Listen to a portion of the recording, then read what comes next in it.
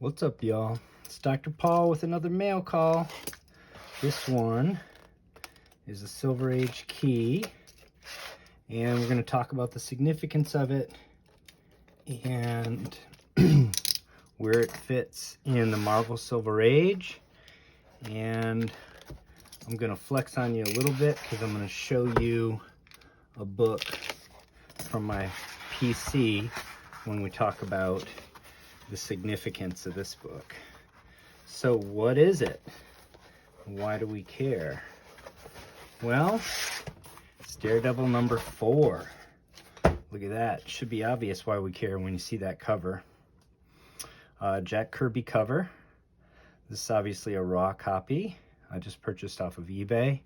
And I'll say initial impression is very happy with the way this book looks. So, Daredevil number 4 is first appearance of the Purple Man. As I mentioned, we got a Jack Kirby cover. We actually have on this book, this is from Anthony's Comic Book Art and Collectibles. They listed it as a 4.5 to 5.0 as their estimate.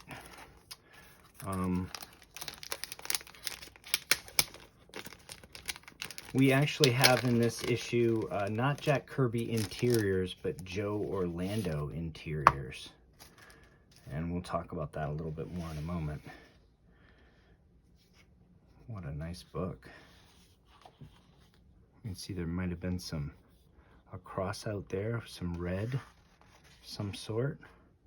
A little bit of tanning of the pages, but really presents well. I think 4.5 to 5 is a conservative estimate on this book. I think this is a 5 to 5.5 all day long.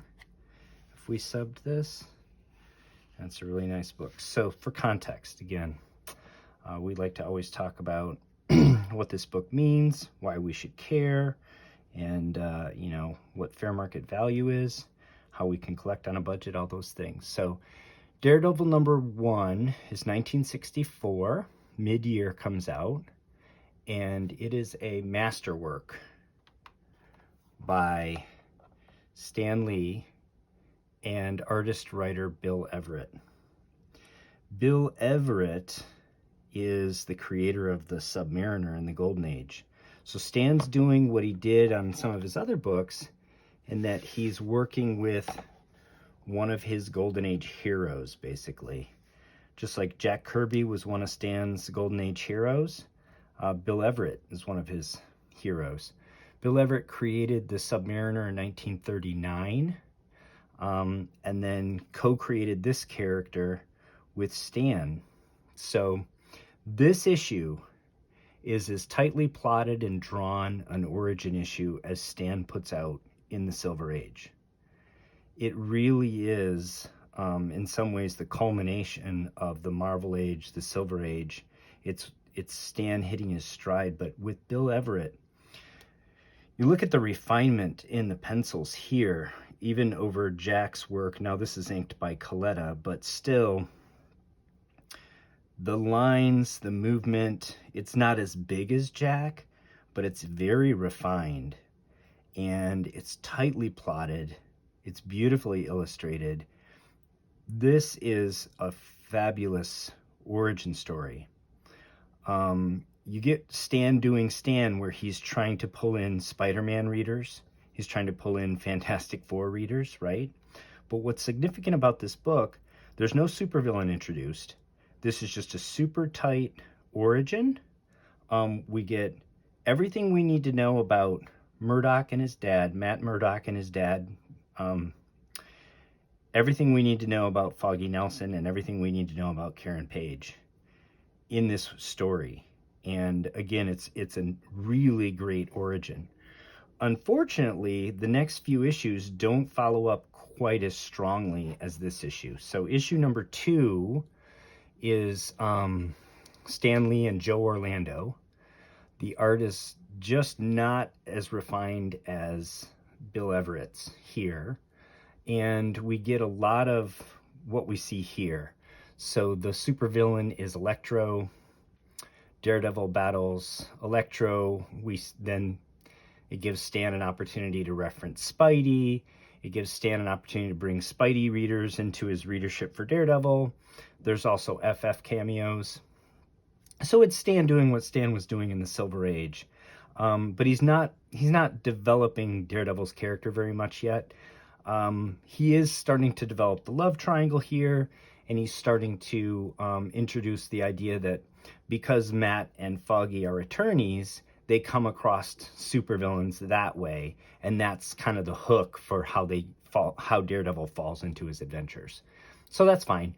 Daredevil 3 is Lee and Joe Orlando again, but they start to now develop Daredevil's rogues gallery. So with 3 we get the Owl, and with 4 we get Purple Man. This is again Lee and Joe Orlando on the interiors. And then with 5 we get Daredevil, the further development of his rogues gallery with the introduction of the Matador, and that's actually Lee and Wally Wood. And 6 is the last issue with the black and yellow costume, and then we get the all red costume in issue 7 with that cover with the Submariner, I believe. So, why do we care? Again, this is one of the 2 issues. I think this is one of the top 3 issues of the first 6, because obviously this is the big book, right? But then the next thing we care about is the development of Daredevil's rogues gallery, and the Owl and the Purple Man in issues 3 and 4 are about as significant as it gets until he gets the Kingpin developed as one of his rogues later. But Kingpin obviously appears first in Spider-Man. So in that regard, it's a very significant book. Also, as we know, he's later, that is Killgrave, or the Purple Man, is later retconned as like the main villain for Jessica Jones. And we saw him portrayed in the Netflix series for Jessica Jones really brilliantly. So obviously it's a significant antagonist in the Marvel Silver Age and beyond in the modern comics. We also do get this great panel here of Karen. As progressive as Stan was in some ways, we get a lot of this sort of stuff. Karen ending the story with, "I guess I'm just a silly female," because she has a strange feeling that maybe Matt Murdock isn't a helpless cripple. At any rate, very important book. This is a beautiful mid-grade copy. Very happy with it. As I said, this was advertised as a 4.5 to 5, but I think that was conservative by a professional who would rather, grade comics estimate comic grade on the conservative side so they don't have disgruntled customers they have to deal with. I think this is a 5 to 5.5 all day, and I think we could whiten this, perhaps clean it up a bit. I don't think it needs much in the way of cleaning or pressing unless we decided to do some bleaching of the whites. And I am a little concerned that the paper quality might just be, because of this tanning, might just be a little bit brittle. So it might be best to be either not touch this book at all or to be very gentle with it. But I think it presents so well it doesn't need much, so that's fine. In terms of fair market value, this book in a 4 to a 5, so the median, this is actually a tough book in grade. The median grade in the CGC census for this book is actually a 6.0. This book in a 4 to a 5, the fair market value curve is pretty flat. It's worth between about 400, 450 in that range. 4, 4.5, 5.0. They're all right around in the 400, 450-ish kind of for fair market value. You get up to a 6, fair market value is a 5.0. I don't know if this could quite be stretched to a 6 with a clean and press. It actually might be. It doesn't have major flaws.